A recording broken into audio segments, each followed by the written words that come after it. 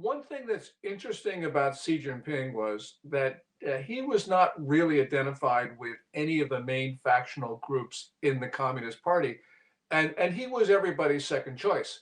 Now, that was a great way to become general secretary, but it wasn't a great way to rule in a faction-ridden system. And so, essentially, what he has done is he's made certain flag officers really the core of his political support. So if you can say anything, the People's Liberation Army is his base, and with the as the army is the biggest faction in the Communist Party, that's not been a bad way for him to consolidate his power.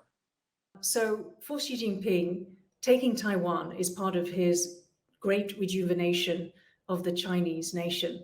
From your own personal view, could I ask you, what do you make of these statements that Taiwan is part of China and must be taken?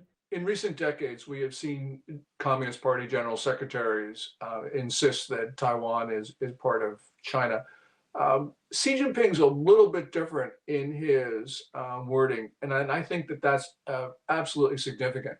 Xi has made taking Taiwan a matter of regime legitimacy, and he's also said that this is a quote unquote problem that can't be passed down from generation to generation. And that means Xi Jinping has set a test for himself that he is going to be the general secretary that absorbs Taiwan. So he's put a time frame on it. Now, of course, that time frame is being extended because he's getting his third term in all probability. So really what we're seeing here is an added urgency on the part of Xi Jinping to take Taiwan. Do you think that the CCP think that time is on their side because they believe that America is in decline? The Chinese believe the United States is in decline, in terminal decline. They say that we can no longer deter them. But really, if there's any society in decline, it is China.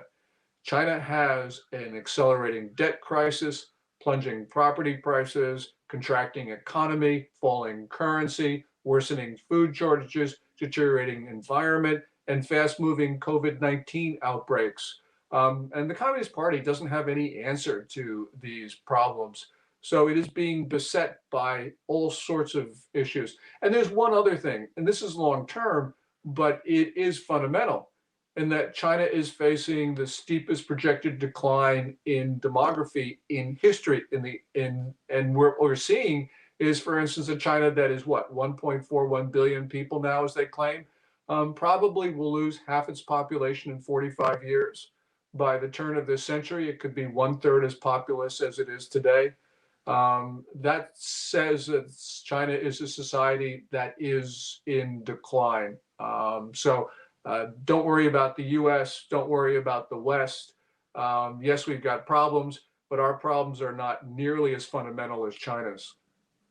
In the latest Economist article, they write about China putting the blame on the US for an attack on Taiwan. The premise of their argument is that at the start, in the 1970s, the US was happy with the position that Taiwan was part of China, but in recent times, the US has changed its position and is encouraging sort of pro-independence forces. And this is how China will push the blame onto the US for any attack on Taiwan. China has consistently misrepresented the American position on Taiwan. The United States has never agreed that Taiwan is a part of the People's Republic of China.